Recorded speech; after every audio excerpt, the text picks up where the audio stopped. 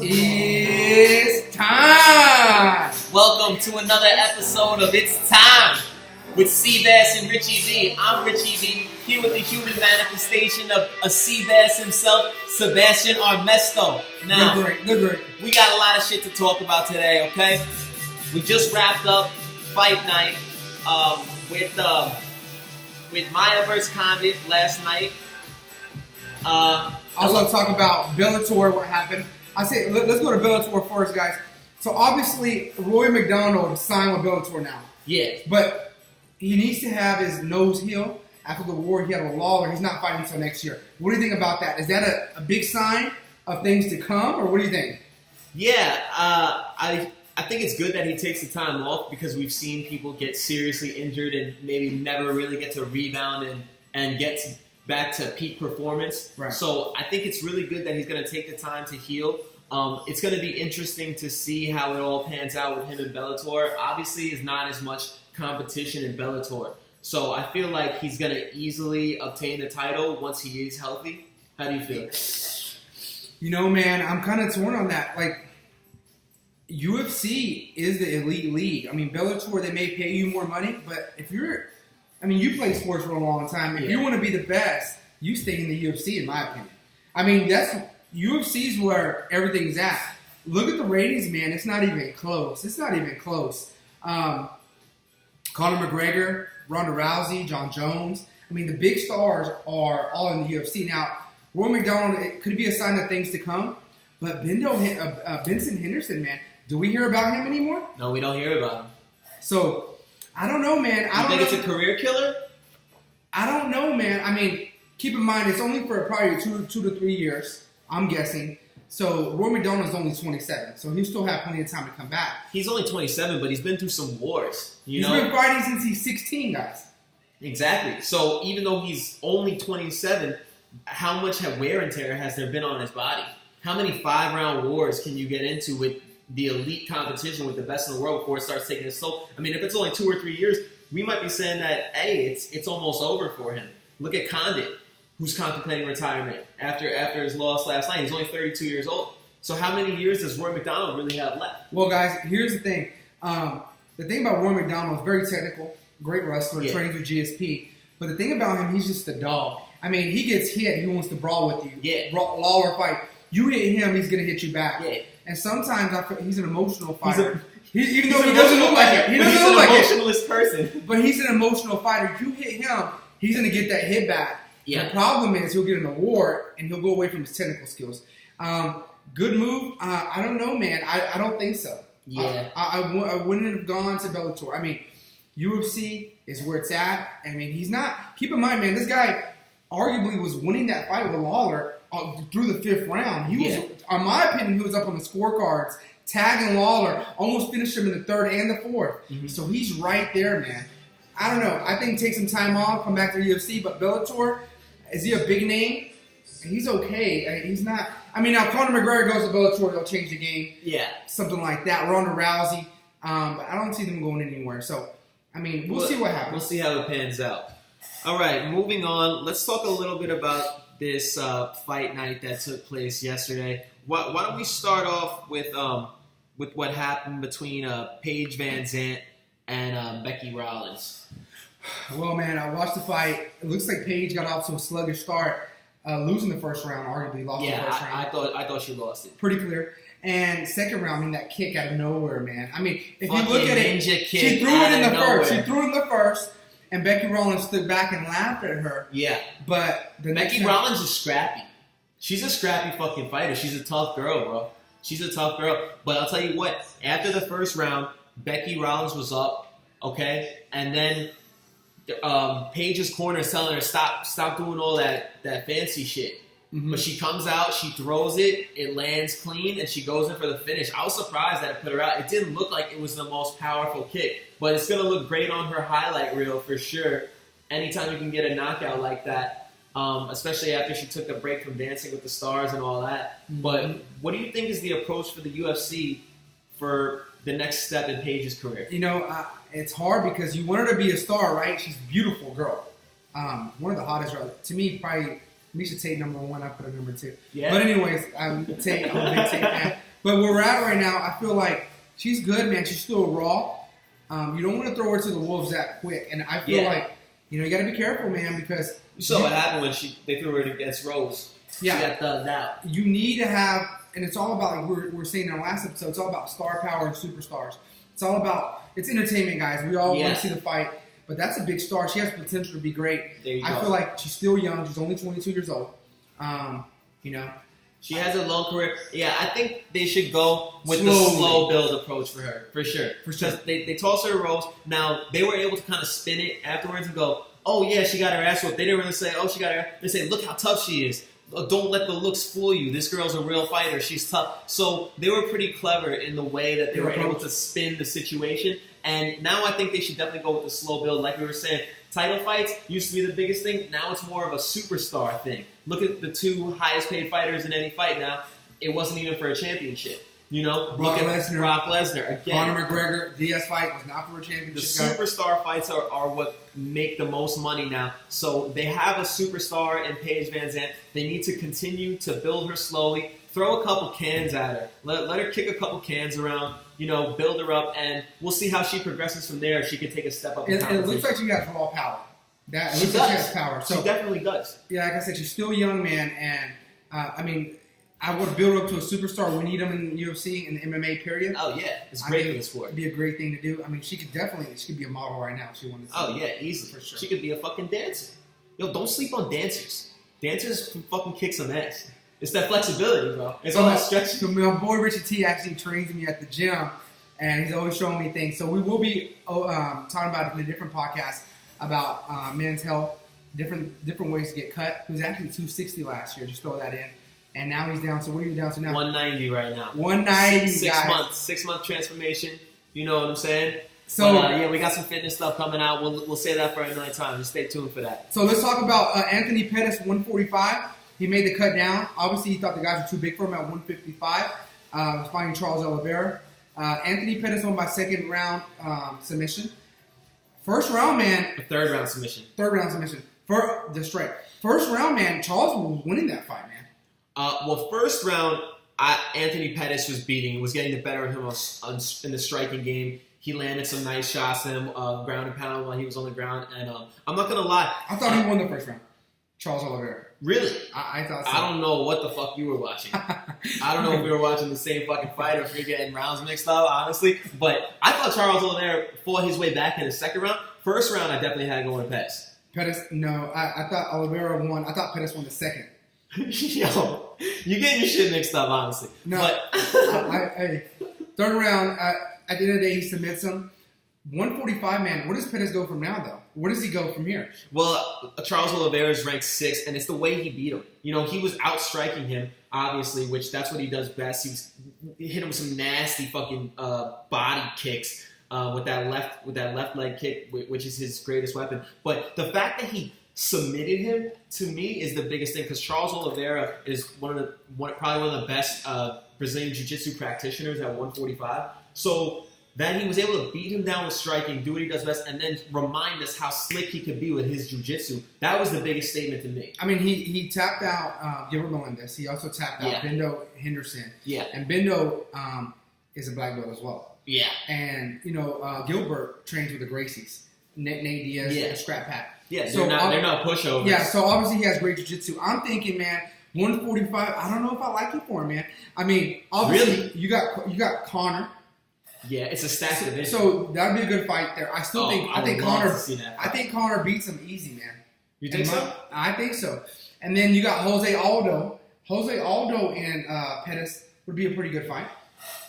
There's so many good. The matchups would be good. I just don't know if Pettis made the right move, man. He looked drained at the weigh-in. He did look drained. I was worried about that. I was worried about the way he looked. He looked so frail. I don't know if it was his skeleton or what it was, but yeah, you could see his cheekbones and his eyes. He's a big boy. He's a big boy. For a featherweight, yeah. He's got big features. He's as big as Conor at featherweight. I don't know if he's as big as Conor. I'll tell you what. I think he did make the right decision, because let's look at 155 real quick. Okay, you got dudes like Khabib. Okay, if he couldn't fucking handle Dos Anjos wrestling, can he handle Khabib?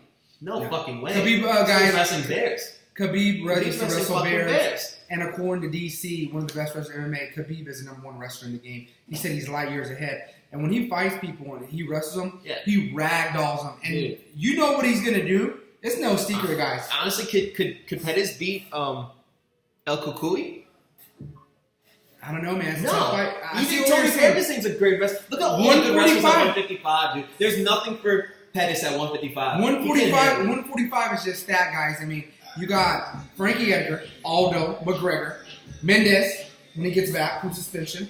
And then you have Max Holloway, guys. Max Holloway is a monster. Oh, yeah. He's so slept on because the division's just so stacked. And between the drama of what's Conor going to do next, you know, you never know what's going to happen. It shows you how much MMA is involved.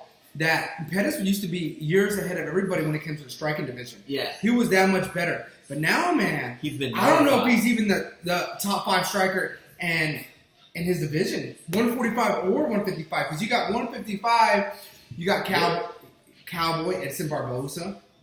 McGregor depends on what route he wants to take. Yeah. Right? Yeah. I mentioned Cowboy. Yeah.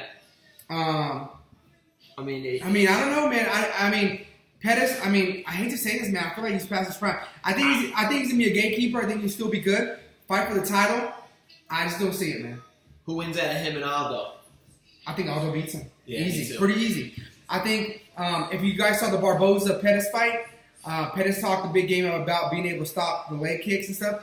Barboza ate him up bad. And I think the leg kicks that Aldo throws are a little bit more vicious. Obviously, we agreed upon this in the last podcast. Barboza has more ways to kick you. He's a better kicker overall. More dynamic. Now, as far as just leg kicks, it gets no nastier than Aldo. Yeah, but Barboza's closer. I don't want to get kicked by either one of them. I don't think anybody does. Yeah. No. You're fucked. You're not walking. You're not walking for 3 weeks. Easy. If he doesn't break your leg. Yeah, you might never walk again. So never walk again after a fight. Can you imagine?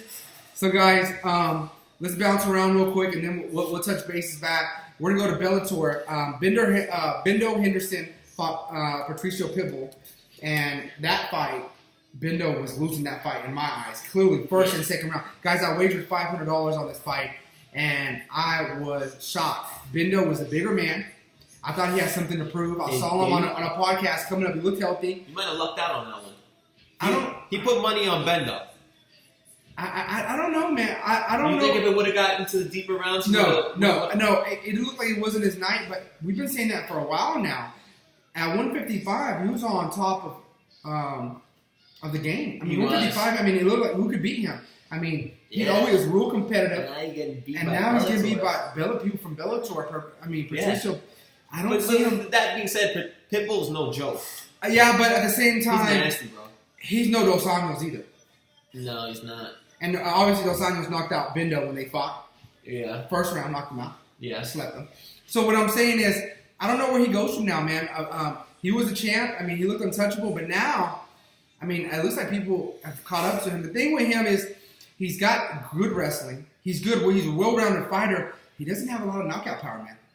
No, he doesn't. He doesn't. So if you fight, he looks like he does, but that's the thing. You can't look at the muscles. And he's got big legs too. You talk about working out, explosiveness. Bendo is built like a linebacker, man, from his legs.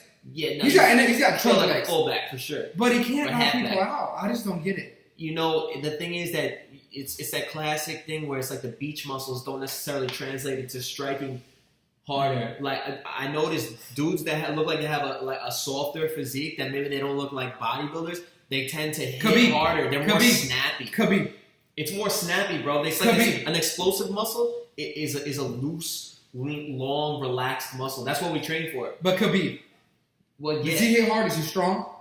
Fuck yeah. Doesn't look like it. But if you look at Khabib, if you line them all up, I want to fight Khabib. If I don't know who he is, I want to fight Khabib, and I'll probably end up in the hospital, coma, and minimal. But it's true. The looks are deceptive. Yeah, Benson Henderson. He's never been a knockout type fighter. He's more of a point scoring type fighter. It's not the most fun style to watch. It still gets the job done. I don't know if he's going to sell, man. He doesn't sell. It's not exciting to me now. But it's a step, you know. It's a big name. Rory McDonald, another big name. We'll see if anybody else chooses to make the same. Yeah, to go that way and see what happens. I don't think it's close, man. I mean, the ticket sales, the prices, big difference. Yeah. UFC. At the same I don't time, get excited for Bellator, man. Really, I do. So for me, I get excited about Bellator. Like I get excited for college basketball compared to NBA. Almost, it's like. You know there's going to be some 10-second knockouts. You know, is it going to be the best technical fights in the world? No, when I want technical fights, that's what I'm going to go to UFC. But when I want to see, two people who I don't know scrap and somebody get knocked out in 30 seconds, I look forward to Bellator. I'm not going to lie. I think it's a lot of fun. It's a nice alternative for me to maybe some of the 5-round UFC wars, which although I appreciate those fights for what they are as well, I enjoy 30-second knockouts. I'm not gonna lie. That's true. Now let's wrap it up, guys. We got 5 minutes left. The main event of the weekend: Carlos Condit versus Damian Maia. Guys, I had no idea where to go. I went back and forth. I was into my bathtub. I'm a big gambler. I had no idea who to go to. And 1 minute I was going for Condit. 1 minute Maia was gonna win. And I'm not an emotional gambler. I go with my heart, with my head. I don't follow my heart when it comes to gambling. Yeah, we'll get you in trouble. Yeah, and I know firsthand. I couldn't call it, man. But you know what? Damian Maia is an absolute monster. The thing is, you did wind up calling it. You just didn't wind up betting on it. We came to the conclusion the night before, after bouncing it around, talking about it all week, who's going to win. And then we realized, there was no way Condit had a chance in a 5-round fight. I thought it was going to take a little bit longer, but I thought Maia was going to eventually get the submission because you can't avoid the ground with Maia for 25 minutes. Either you knock him out, yeah. Who's done? Nobody's knocked him out. Nobody's knocked him out. He got knocked out maybe a long time ago. No. Mm-hmm. Only person to beat him, Anderson Silva, Roy McDonald, and those decisions. They didn't knock him out, man. Yeah, which is crazy. So. He's just a big man. He's a huge fucking welterweight, bro. Fight night, that guy's 190. Easily. And guys, Carlos Condit was taken down by GSP at will. Johnny Hendricks at will. Yeah. The thing is, Maia was so emotional after the fight. Did you see how emotional he was? Yeah, I loved it, man. That's a true passion. Warrior. You see somebody with passion? Yeah. I mean, that's hard to find. He loves that sport. He loves jiu-jitsu. And his basic thing is, I'm this much better than you at this. Yeah. You know what I'm going to do. Yeah, I'm daring you to stop it. Stop it. I dare. And you can't. You can't stop it. He's years ahead of the game. Guys, I don't care if it's Wonderboy Thompson, Tyron Woodley. If this guy gets on top of you and grabs your back, it's over. Yeah, but that begs the question: How does he get on top of Tyron Woodley? You think he could get on? You think he could take down Tyron Woodley? That's where those big legs do come into play. That's where the weightlifting does come into play, and having a physique like that. I don't know, man. You think he can? Now that's where. Will Woodley take him down? Could he? Yes. But does he want to? No. Fuck no. That's a death sentence. Guys, you don't arm wrestle with. Have you guys seen Saul? It's just a matter of time. Whenever Maia's on top of you or you're on top of him, something's gonna happen, and it's not gonna end well for you. No, he's that much better than everybody. Here's the thing. Here's the thing. Where does Condit go from here? He beat Lawler. In my opinion, he should have been the champ. Then Maia agreed with that. That's what he said. That's what he said. So, but now it looks like he's thinking about retirement. I don't think so, man. I think he just had a bad night. I think he thought he was going to be able to stuff his takedown. He didn't think Maia. Guys, he got ragdoll. Think about it. He beat him in the first round, first couple minutes. Took him down. Yeah. Didn't stuff him. Had energy. But Maia's just a big boy, He man. didn't do anything. He didn't get to implement how good was your camp? Game plan. I mean, you talked to your mental coach. That's the worst type of. You went to camp 8 weeks training at Jackson's, doing different techniques. Didn't get to use it, man. No. I mean, you guys took it down. You knew what he was going to do. And you lasted a minute and a half. Do you think I don't know, man. Do you think this is the last time we see Condit? No, I think that he needs to take some time off. He did have a war with Lawler. Take maybe, I don't know his financial status. Take 6 months off, man. Come back rejuvenated. Work on your takedown defense because you get on the ground with Maia, you're going to get submitted. Yeah. I mean, that's just plain and simple. Even if you're stronger than him. Me and my boy, we keep going back and forth. He thinks Thompson, Maia can beat Thompson. Yes. But he doesn't think he can beat Woodley because you don't think he can take Woodley down. I think Woodley stuffs it. I think he stuffs every takedown attempt. and he just has the better striking. Does Maia beat? Let me ask you this: does Maia beat GSP? No, for the same reasons that he doesn't beat Woodley. For the same reasons that he doesn't beat Woodley, he doesn't beat GSP. GSP's stopping all that shit, bro. And he's going to keep his distance. He's going to jet. He's not taking down fucking GSP. So we're always working out in the gym, guys, and real quick, and I'm always telling Richie, hey, I want my bench press to get stronger. I was throwing up 300 plus last year. And Richie's like, no, you need more explosive movements. He's like, in real life, squats, deadlifts, and all that. He's like, well, what's your breakdown on that? Because basically, and the reason I bring this up is because the only reason he thinks that GSP and Woodley could beat Damian Maia is because he feels like they're power in their legs. The stuff to take down. Yeah, it's not just power, though. It's also wrestling technique. So we're talking about two dudes. Well, we know that Woodley's base is a wrestler. GSP, he didn't start out as a wrestler, but somehow became one of the greatest wrestlers in MMA history. But yeah, it has a lot to do with the wrestling, and I think that's where the physical prowess does come into play. Guys, it's very important that we remember how good Maia is. I mean, he gets on top of any of these guys. I mean, at 185, I mean, the other guys are bigger and stronger, or they're his same size. For example, Weidman, right? Then you got, who else you got at 185? Luke Rockhold. I mean, you got bigger guys.